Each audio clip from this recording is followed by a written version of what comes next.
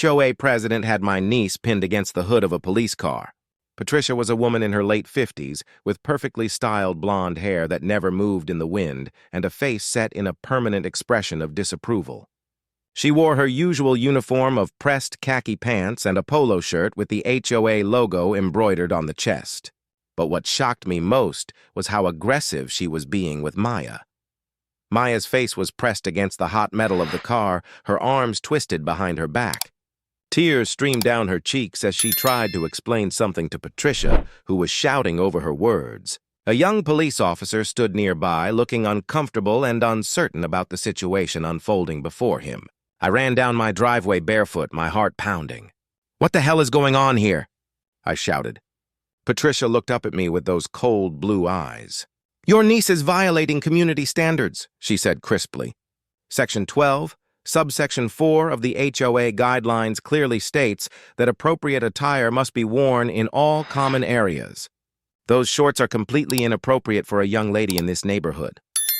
I looked at Maya's shorts. They were regular denim shorts, not even particularly short. They came down to mid-thigh, completely normal for a teenager in summer. "Are you serious right now?" I asked, my voice shaking with anger. "You're physically assaulting my niece over shorts?" "I am not assaulting anyone," Patricia said, somehow managing to sound offended while still pressing a crying teenager against a car. "I am enforcing community standards. When she refused to comply and go home to change, I had no choice but to call the police for trespassing." The young officer finally spoke up. "Ma'am, I'm not sure this situation requires—" "Officer Davis, I called you here to remove this girl from our community pool area," Patricia interrupted. "She was warned about the dress code and refused to leave. That constitutes trespassing." "She was just walking to the mailbox," I protested. "She wasn't even at the pool." "The mailbox is in a common area," Patricia said smugly. "Therefore, dress code applies." I was about to say something I would definitely regret when I noticed a black sedan pulling up slowly behind the police car. The window rolled down and I recognized the face immediately. It was Mayor Richard Chen, the man who had led our city for the past 6 years. He was known for being fair, progressive, and deeply involved in community affairs. What was he doing here? The mayor stepped out of his car, his expression serious. He was a man in his early 50s with graying hair and kind eyes behind wire-rimmed glasses. He wore a casual button-down shirt and slacks, clearly not on official business. "Patricia," he said calmly, "what's happening here?" Patricia immediately released Maya and straightened her polo shirt, her demeanor shifting to one of false sweetness. "Mayor Chen, what a pleasant surprise. I'm just handling a minor HOA violation. Nothing to concern yourself with?" "It doesn't look minor," the mayor said, walking closer. He looked at Maya, who was now standing beside me, wiping tears from her face. "Young lady, are you all right?" Maya nodded but didn't speak. Her whole body was trembling. The mayor turned to Officer Davis. "Can you explain what's happening here, officer?" Davis looked relieved to have someone else take charge. "Sir, I received a call about a trespassing complaint. When I arrived, Miss Henderson here was already detaining this young woman. The complaint seems to be about dress code violations." The mayor looked at Maya's outfit, then back at Patricia. His expression hardened. "Dress code violations," he repeated slowly. "Patricia, this is a public street, is it not?" "Well, yes, but the HOA has jurisdiction over—" "The HOA has no jurisdiction over public streets," the mayor interrupted. "And even if this young woman was in a common area, nothing about her clothing violates any public decency laws." "What exactly is the violation?" Patricia's face was turning red. "The HOA guidelines clearly state that residents and their guests must maintain appropriate attire. Her shorts are too short and send the wrong message to the young men in our community." "Her shorts are perfectly appropriate," I said angrily. "You're just on a power trip, Patricia. You've been harassing people in this neighborhood for years with your ridiculous rules." "I am protecting our property values," Patricia snapped, losing her composure. "If we allow people to dress like that, walking around like they're at some beach party, it creates an atmosphere of decline. Next thing you know, we'll have graffiti and crime." The mayor held up his hand. "Let me make sure I understand this correctly. You physically detained a teenage girl because you didn't approve of her shorts, and you called the police to arrest her for trespassing on a public street." The mailboxes are HOA property, Patricia insisted. The mailboxes are federal property, Mayor Chen corrected. And this young woman has every right to collect her mail regardless of what she's wearing, as long as she's not violating public indecency laws, which she clearly is not. I watched as Patricia's confident expression began to crumble. She had not expected the mayor to show up, and definitely had not expected him to side against her. With all due respect, Mayor Chen, the HOA board voted on these dress code standards. We have the authority to enforce them, Patricia said, trying to regain control of the situation. Actually, you don't, the mayor said. He pulled out his phone and began scrolling through something. I took the liberty of reviewing your HOA's governing documents on my way here. Yes, I received several complaints about your behavior today, Patricia. Multiple neighbors called my office. Your dress code policy, as written, violates both state housing discrimination laws and city ordinances regarding personal freedom. Patricia's mouth opened and closed like a fish out of water. That's impossible. Our lawyer approved everything. Then you need a new lawyer, the mayor said bluntly. You cannot enforce subjective standards like appropriate attire without clear objective criteria. And even if you could, you certainly cannot physically detain someone, especially a minor, for violating HOA rules. That's called assault, Patricia. It's a crime. Officer Davis nodded. He's right, ma'am. What you did could be considered assault and battery, possibly false imprisonment as well. Patricia's face went from red to white. I was just trying to maintain standards. This neighborhood used to mean something. We used to have pride here. Pride doesn't mean controlling what teenage girls wear, I said, putting my arm around Maya, who was still shaking. Pride means treating people with respect and kindness. The mayor looked at Maya gently. Would you like to press charges against Miss Henderson? You would be well within your rights to do so. Maya looked up at me, uncertain. I squeezed her shoulder. It's your choice, sweetheart. Whatever you want to do, I'll support you. Maya took a deep breath and looked at Patricia. For a moment, I saw anger flash in her eyes, but then something softened. I just want her to leave me alone, she said quietly. I don't want to press charges. I just want this to be over. The mayor nodded. That's very mature of you. He turned to Patricia. You're lucky this young woman is more gracious than you deserve. However, this incident will be reported to the HOA board and to the city attorney's office. We'll be reviewing all of your HOA's policies for legal compliance.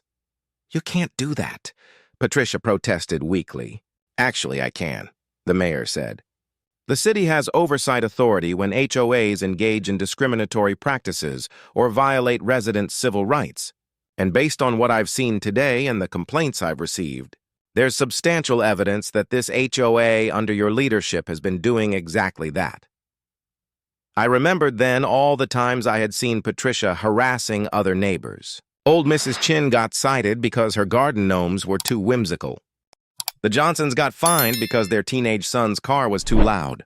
The Martinez family got a violation notice because they hung a piñata in their backyard for their daughter's birthday party, and Patricia said it was visual clutter. How many complaints have you received? I asked the mayor. He smiled grimly. 47 in the last 3 months alone. But most people were too afraid to act because Patricia here has a habit of retaliating with fines and violation notices. Today's incident was just the final straw. Patricia looked around desperately as if searching for support, but the few neighbors who had come out to watch were either shaking their heads or smiling with satisfaction. She had finally pushed too far. Officer Davis, the mayor said, I think you can clear this call as unfounded. No crime has been committed by this young woman. Yes, sir, Davis said, looking relieved. He turned to Patricia. Ma'am, I'm going to strongly advise you to be very careful about how you interact with residents going forward. The next time someone calls us because you're physically detaining them, you might not be so lucky.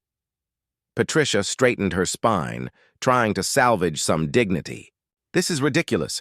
I've served this community for 8 years. I've kept property values up. I've maintained standards. You've bullied people, said a voice from the small crowd. It was Mr. Thompson from 3 houses down. You fined my wife $200 because she planted roses instead of azaleas in our front yard. Roses, Patricia, because they weren't on your approved plant list. My son couldn't have friends.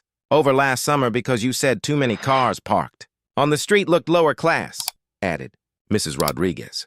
You tried to fine us for having a basketball hoop in our driveway, said another neighbor. One by one, people started sharing their stories. The crowd grew larger. It seemed like everyone had a grievance against Patricia Henderson, but until now, no one had felt brave enough to speak up. Watching her bully a teenage girl had apparently been the breaking point. The mayor listened to each complaint, taking notes on his phone. Patricia stood there, her perfectly styled hair still not moving in the breeze, her face growing paler with each accusation. Finally, the mayor held up his hand for silence. Thank you, everyone. I promise you that these complaints will be thoroughly investigated. Patricia, I'm going to recommend that the HOA board holds an emergency meeting to review your position as president. And I'll be sending a city inspector to review all of your enforcement actions for the past year. You're enjoying this, Patricia said bitterly. You've always hated HOAs. I don't hate HOAs, the mayor corrected. I hate bullies. There's a difference. HOAs can serve a valuable purpose when they're run by reasonable people who care about their neighbors. But when they're run by people like you who use rules as weapons to control and punish people, they become toxic. He turned to address the crowd. I want everyone here to know that you have rights. An HOA cannot enforce rules that violate state or federal law. They cannot discriminate. They cannot harass you. And they absolutely cannot physically detain you. If you feel your HOA is overstepping its bounds, you can contact the city attorney's office and we will help you. People nodded and murmured their thanks. Some pulled out their phones to take notes. Patricia looked at me with pure hatred in her eyes. This is your fault, she hissed. You brought that girl here dressed like that just to cause trouble. My niece can dress however she wants, I said firmly. And the only person causing trouble here is you. The mayor stepped between us. Patricia, I think it's time for you to go home. And I suggest you think very carefully about your actions today. For a moment, I thought Patricia might argue more, but something in the mayor's expression must have convinced her otherwise. She turned on her heel and marched toward her house, her back rigid with suppressed fury. As she walked away, someone in the crowd started clapping. Then another person joined in and another until everyone was applauding. It wasn't loud or mocking, just a simple expression of relief and solidarity. Officer Davis cleared his throat. Well, I guess my work here is done. Young lady, he said to Maya, I'm sorry about what happened. That shouldn't have occurred. Maya nodded. Thank you. After Davis drove away, the mayor approached us again. Are you sure you're all right? He asked Maya gently. I think so, Maya said. It was just really scary. I was just going to check if our package had arrived, and she came out of nowhere yelling at me about my shorts. When I tried to explain that I was just getting the mail, she grabbed my arm. I pulled away, and that's when she called the cops and said I was being aggressive with her. The mayor's jaw tightened. That's completely unacceptable. I want you to know that what happened to you was wrong, and it was not your fault.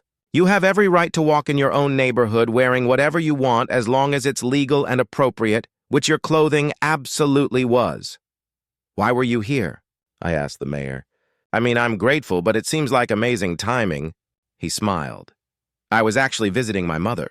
She lives 2 streets over. She called me when she saw what was happening and thought I should know. She's been complaining about Patricia for months now. Your mother lives here? I asked, surprised. For 15 years, he said. Patricia once tried to fine her for having her blinds open past 9 p.m., said it was visual pollution. My mother told her where she could stick her fine. Despite everything, I laughed. Maya even cracked a small smile. Listen, the mayor said, his tone becoming more serious. I meant what I said about investigating this HOA. Would you both be willing to give formal statements about what happened today? I looked at Maya. She hesitated, then nodded. If it'll help stop her from doing this to someone else, it will, the mayor assured her. And I promise you, there will be real consequences this time.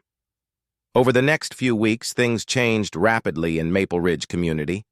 The mayor's office launched a full investigation into the HOA's practices. It turned out that Patricia had been embezzling HOA funds for years, using violation fines to pad her own pockets. She had also been selectively enforcing rules, giving passes to her friends while hammering everyone else with citations. The HOA board held an emergency meeting and voted unanimously to remove Patricia as president. They also voted to rescind nearly all of the dress code policies and dozens of other ridiculous rules that Patricia had pushed through during her tenure.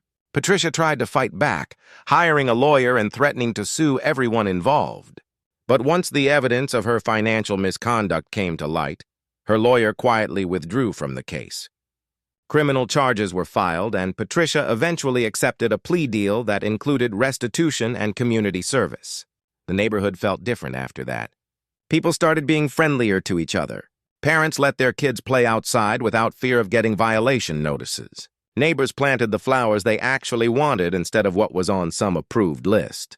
The Martinez family threw another birthday party, this time with 3 piñatas. Maya stayed with me for the rest of the summer. She made friends with several kids in the neighborhood, and they spent long afternoons at the pool wearing whatever shorts they wanted. She never talked much about the incident, but I noticed she walked a little taller afterward, like she had learned an important lesson about standing up for yourself. On the last day before Maya went home, we were sitting on the front porch drinking lemonade when an elderly woman walked by with her dog. It was Mrs. Chen, the mayor's mother. "Hello there," she called out cheerfully. "Beautiful afternoon, isn't it?" "It really is," I agreed. She walked up to our porch, her small terrier wagging its tail. "You must be Maya," she said. "My son told me all about what happened." "I'm so sorry you had to go through that." "It's okay," Maya said. "It ended up all right." "More than all right," Mrs. Chen said with a wink.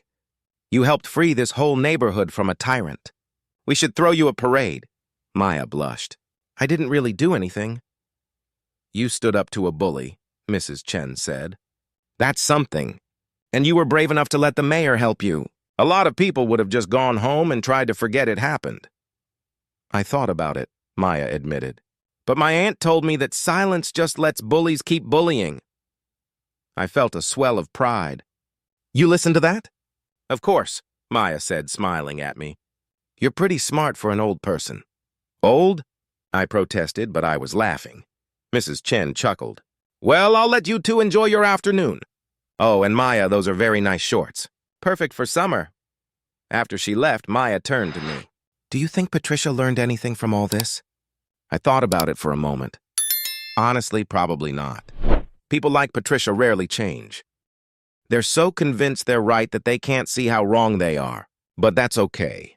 The important thing is that she can't hurt anyone anymore. I felt sorry for her at the end. Maya said quietly when everyone was listing all the things she'd done. "She looked so small and sad." "That's because you're a good person," I told her. "It's okay to feel sympathy for people even when they've done wrong. But sympathy doesn't mean you should accept their behavior or let them continue hurting people." Maya nodded thoughtfully. "I'm glad the mayor was there. I don't know what would have happened if he hadn't shown up." "Nothing good," I admitted, "but he did show up. Sometimes the universe sends help exactly when you need it. Or sometimes old ladies call their sons who happen to be the mayor," Maya said with a grin. "That too." We sat in comfortable silence for a while, watching the neighborhood go about its evening routine. Kids rode bikes down the street without worrying about how loud they were. Someone was grilling burgers, and the smell drifted on the breeze. A couple walked by holding hands, and their dog pulled them toward our yard, tail wagging. "Hey there, buddy," Maya said, reaching down to pet the friendly dog. "Sorry," the woman said.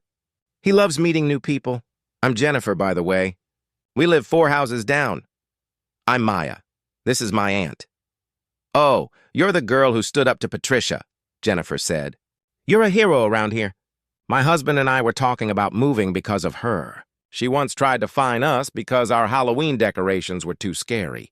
They were just pumpkins and some fake cobwebs." "That's ridiculous," Maya said. "That was Patricia," Jennifer said. "But hey, thanks to you, we're staying. This is actually a really nice neighborhood when it's not being run by a dictator." After Jennifer and her dog continued their walk, Maya turned to me with a serious expression. "Can I ask you something?" "Of course." "Why do you think Patricia was like that?" "I mean, nobody just wakes up one day and decides to be mean, right?" It was a good question, and one I had been thinking about myself. "I think Patricia was scared," I said slowly. "Scared of change, scared of losing control, scared that if things weren't exactly the way she wanted them, something bad would happen. Fear makes people do terrible things sometimes. But that doesn't make it okay, Maya said. No, it doesn't, I agreed. Understanding why someone does something doesn't excuse what they did. Patricia hurt a lot of people with her fear. You, Mrs. Rodriguez, the Thompsons, and probably dozens of others we don't even know about. She had a choice every single time about how to handle that fear, and she chose to control and punish people. That was wrong, no matter how scared she was. Maya thought about this. Do you think she was scared when she grabbed me? Maybe, I said. Or maybe she was just so used to having power over people that she couldn't handle it when someone didn't immediately do what she said. Power can be addictive. Some people get so used to being in charge that they forget how to be human. That's sad, Maya said. It is, I agreed. But again, it's not your responsibility to fix her or feel bad for her. You did the right thing by speaking up. That took real courage. It didn't feel courageous, Maya said. I was crying and scared. That's what courage is, I told her. It's not the absence of fear. It's doing the right thing, even when you're afraid. Anyone can be brave when there's nothing to be scared of. Real bravery is standing up for yourself when your voice is shaking and your hands are trembling. Maya leaned against my shoulder. I'm glad I came to stay with you this summer. Me too, kiddo. Me too. The next morning, as I was helping Maya pack her things for the trip home, there was a knock at the door. I opened it to find Mayor Chin standing there with a certificate in his hand. Good morning, he said cheerfully. Is Maya available? What's this about? I asked curiously. Just a little something I wanted to give her before she leaves. Maya came to the door and the mayor smiled warmly. Maya, I wanted to thank you personally for your bravery. Because of you, we were able to uncover serious misconduct and make this neighborhood a better place for everyone. So, on behalf of the city, I'd like to present you with this certificate of civic recognition. He handed her the framed certificate. Maya's eyes widened as she read it. Certificate of Civic Recognition. Awarded to Maya Johnson for extraordinary courage and civic responsibility in standing up against injustice and helping to improve her community. I can't accept this, Mia said, looking overwhelmed. I didn't really do anything special. Yes, you did, the mayor said firmly. You stood up to someone who had been bullying this entire neighborhood for years. And when you had the chance for revenge, you chose grace instead. That's special. That's exactly the kind of citizenship we need more of. Maya looked at me, and I nodded encouragingly. She took the certificate carefully. Thank you, she said softly. This means a lot. You earned it, the mayor said. And Maya, don't let anyone ever make you feel like you need to be smaller or quieter or dressed differently to deserve respect. You deserve respect, exactly as you are. After the mayor left, Maya hung the certificate on my living room wall. Is it okay if I leave it here? She asked. So I can see it when I visit. Of course, I said. It'll be here waiting for you. As we drove to the train station later that day, Maya was quieter than usual. Finally, she said, I'm going to tell this story to my friends back home. You should, I encouraged. Not to brag or anything, she clarified, but because I think other kids need to know that adults don't always get to tell you what to do just because they're adults and that there are good adults out there who will help you when bad adults try to hurt you. That's exactly right, I said. And Maya, I'm really proud of you. Not because you got a certificate or because the mayor thanked you. I'm proud because when someone tried to make you feel small and ashamed, you refused to accept it. You knew you hadn't done anything wrong and you stood by that truth even when it was hard. I almost gave in, Maya admitted. When she first grabbed me, I almost just said I'd go home and change. It would have been easier. But you didn't, I said. You chose the harder path because it was the right path. That's integrity, kiddo. Hold on to that. The world will try to convince you to take the easy path 1,000 times in your life. But the people who make a difference are the ones who choose what's right over what's easy. At the train station, as Maya hugged me goodbye, she whispered, Thank you for teaching me that. You already knew it, I said. I just helped you see it. I watched her train pull away, and I thought about everything that had happened over the summer. A teenage girl in shorts had somehow managed to do what dozens of adults couldn't. She had stood up to a tyrant and won, not through violence or revenge, but through simple, honest resistance to injustice. The certificate still hangs on my wall. Every time I look at it, I remember that afternoon and the lesson it taught all of us. Not about Patricia or that police car or even the specific injustice of that day. I think about how one 16-year-old girl in denim shorts became a catalyst for change that's still unfolding years later. I think about all the people who found their voices because she found hers. I think about the world we're creating slowly but surely, one act of courage at a time. And I think Maya would want me to tell you this. If you're reading this story and you see yourself in it, if you've ever been made to feel too loud, too visible, too much, too different, know that you're not alone. Know that your refusal to be diminished matters. Know that somewhere someone needs to see your courage so they can find their own. Wear your shorts, plant your roses, park your cars, hang your piñatas, take up space in the world. And when someone tries to make you smaller, remember a teenage girl who said no to a bully on a summer afternoon and changed everything. That's the real end of the story. Or maybe it's just the beginning. If you like this story, hit that like button, share your thoughts below, and subscribe for more HOA tales and real-life neighborhood drama each week.